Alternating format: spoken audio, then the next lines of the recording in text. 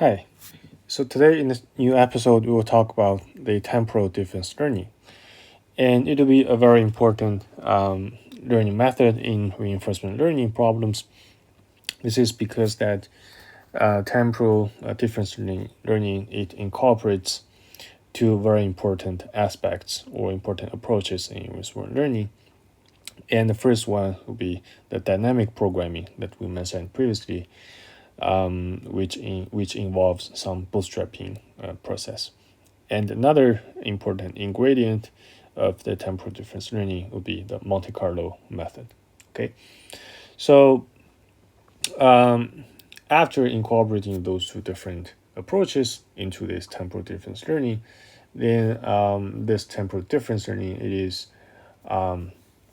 will be we can not only use this sort of the bootstrapping method to construct or to estimate those value functions, given some previous estimate on those value functions, and we can also borrow the idea from the Monte Carlo methods to help to make the sample from the environment. Okay, so in this case, we do not rely on any model of the environment, such as the Markov process. Okay, so and we can see that this temporal difference learning it is almost used everywhere in the modern sort of the modern reinforcement learning algorithms, right? That we can see recently. So it has a wide application. So let's go through this TD learning method. Okay, so as we said in the beginning, so this is a combined method of the dynamic programming and Monte Carlo method. Okay, so for the dynamic programming, it's basically it is we can not call this dynamic programming as some learning process. Okay, so it is not strictly some learning. It is essentially optimizing or just some planning problem. Okay, because in the dynamic programming, we know what is the model of the world, right? So we simply sometimes we assume that this world is under the Markov decision process. So we know exactly what is the transition probabilities of this model. Okay, so in this case, we only need to solve this optimization problem, right? So in this case, and we only need to solve that recursively with those transition probabilities. Okay. But in the Monte Carlo or the new one that we're going to discuss today in the TD method, we do not assume any model of the world, right? So we do not know any transitions.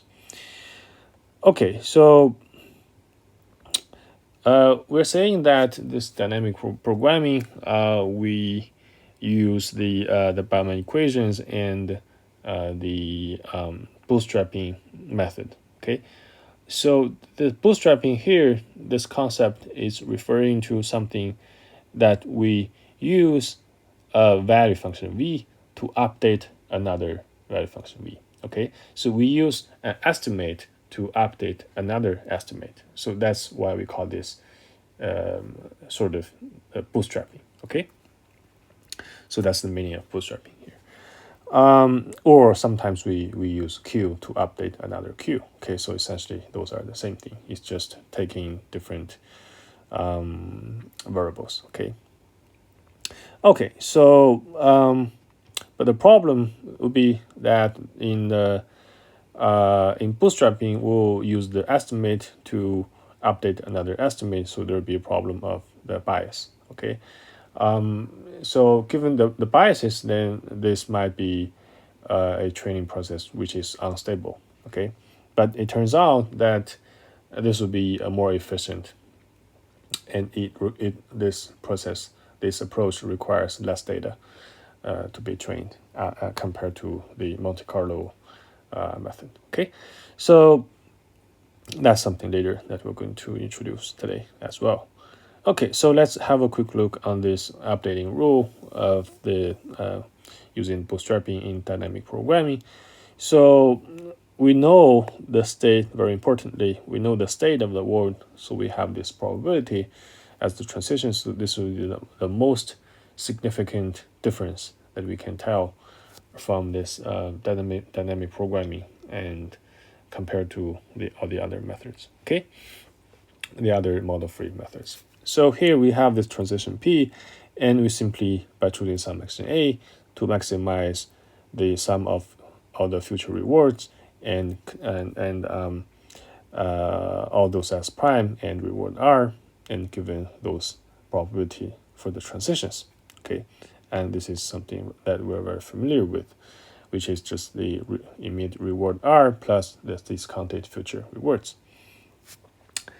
Using this, this is also very important to notice because we have this using some estimate, as we mentioned. So this is called bootstrapping, right? So we use the estimate of this value function.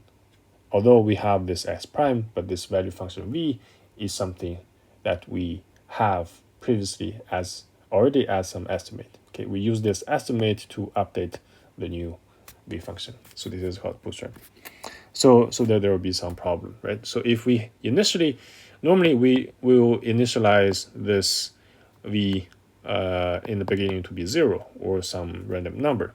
So there will be a problem of this, right? Because normally we will have a wrong guess in the beginning, and if we have the wrong guess and we carry this along the way, and then there will be a huge bias, right? So there will be some unstable problems. Okay, so this is the dynamic programming, and which we have extensively studied, discussed previously, right? So another so to avoid those problems, or to sort of to generalize this framework in a way that we want to avoid to have some specific model of the word, such as the Markov process, right? Or this Markov decision process, okay, to be more specific. So, and also we want to try to perhaps to sample from the experience that we have and the interactions with the environment, and so that we do not rely on those transition probabilities, right? So how do we do that? So that would be a further incorporation with this Monte Carlo method, okay? Good. So in this Monte Carlo method, so the basic idea is that here we're following, okay, the current policy. So no matter which method we're using, we're implicitly assuming or supposing that we by choosing some action A, okay, so this action A will lead to some reward under some state, right? So, and then we will evaluate that, okay, well, if this action A leads to some better policy or better value, or some Q value or V value, right? So that would be something that we're going for. So here, following the current policy, here we're saying that after taking some action A under the state S, right? So until the end of the episode, okay, so this is very important. So Monte Carlo method, so it samples the true value, right? So it's just after the finish of the episode, okay, and it's not using any estimate, so it is unbiased, okay. It's unbiased, but there we know that there is no estimate or which is unbiased and low variance at the same time, right? So it's unbiased, so it perhaps it will have a very high variance. So it means that we might need more data to let it converge. Okay. So in this case, this is not very data efficient. Okay. So,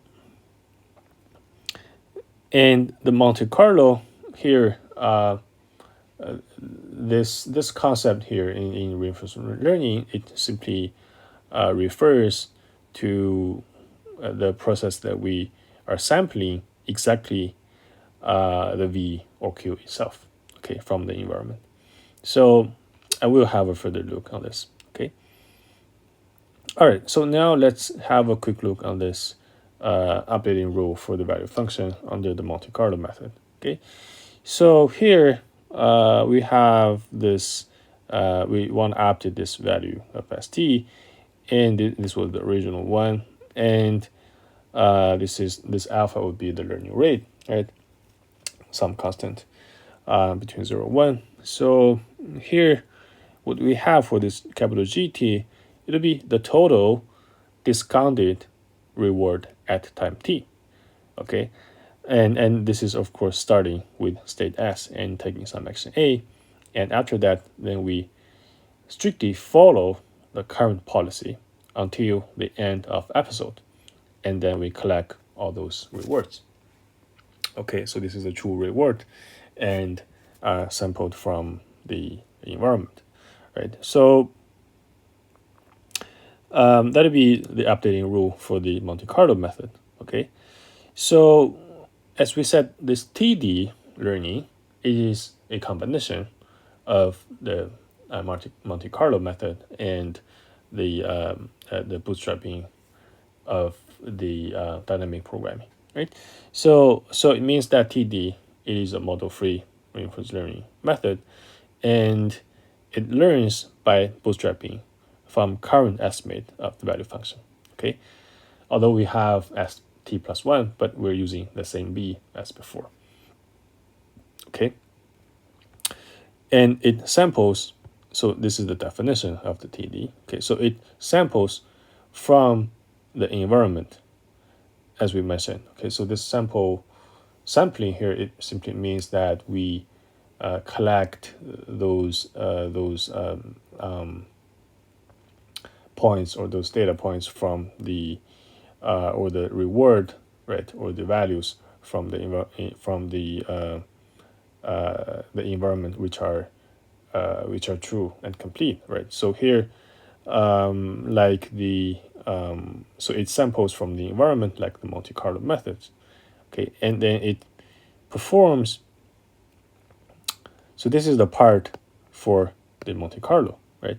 So the other part, the other aspect for the dynamic programming, it is that it performs the updates based on the current estimates, okay? So we have the estimates based on the current estimates. So this would be the bootstrapping, okay, in the dynamic programming methods. Okay, so here we have this updating rule for the TD learning, okay? So we have is to we want to also try to improve or to update this value function, okay, under ST. So alpha is also the constant for the learning rate. And now the target in TD learning, it will be this part. And that will be the immediate reward, RT plus 1, okay, and plus the discounted value of T plus 1, okay, and then compute the difference between that and the VST. So here we can notice that this VST plus 1, it is bootstrapped, right? And we're using the same V, the same estimate from before. So that would be the return starting from state S, and that is estimated or bootstrapped by this value, okay? And in contrast, in the Monte Carlo, we use exactly the return GT, and that can be only obtained after the episode ends, okay? And we will give a very interesting example shortly, okay? So, and we can notice that there's no model. So it means there's no transition models. There's no probability of transitions here. And here it contains is in the TD updating rule, it contains a small amount of the real observed data, right, sampled from the environment. So it will be the immediate reward and also the transition from ST to ST plus 1. Okay. But this Monte Carlo, it samples exactly this GT from the environment, right? So which forms a sample of this the true value under the state ST. Okay. All right. So you say that Monte Carlo, it only adjusts the estimates once the final outcome is known. Okay. And the TD method, it can adjust the predictions to match to match those predictions about the future before the final outcome is known. Okay, so we can make the adjustment anytime before that, before the termination. Okay, so and this is called bootstrapping. And so we need to have something to help us to adjust that, right? So this is just a use of bootstrapping, and which is often used in dynamic programming as before, as we mentioned before. Okay, and we said that the TD is model free, where the dynamic programming, it relies on the MDP process. Right? Okay, so let's have a very interesting example of this TD learning. Suppose you want to make the prediction, okay, on the weather, for example, on Saturday. Okay, so you might have a policy or a value. Okay, pretty the same thing that you want to predict, okay, the Saturday's weather, okay, given the weather of each day in the week. So in the analog, or in the sort of speaking of this Monte Carlo method here, you have to wait until the Saturday and you observe what's the weather there on Saturday, then, and adjust your policy to see if your policy is good or not, right? However, for example, if you are gonna use this TD method here, for example, then maybe it's Thursday or Friday, then you should already have a very pretty good idea of what weather you're gonna have on the Saturday, on the following Saturday, right?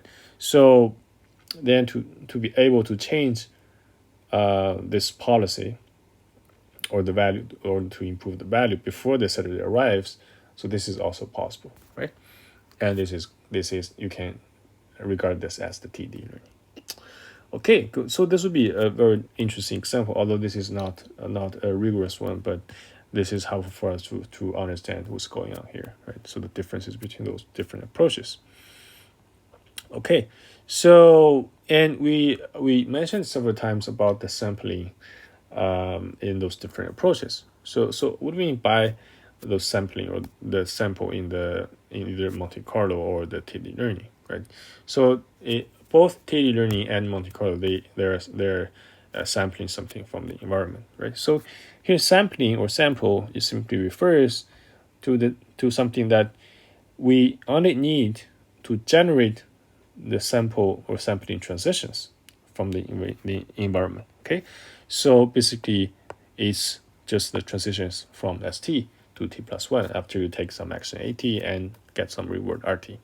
Okay, so those samples, they can be disconnected pieces. Okay, so they do not need to complete do not need the complete probability distributions of all the possible transitions.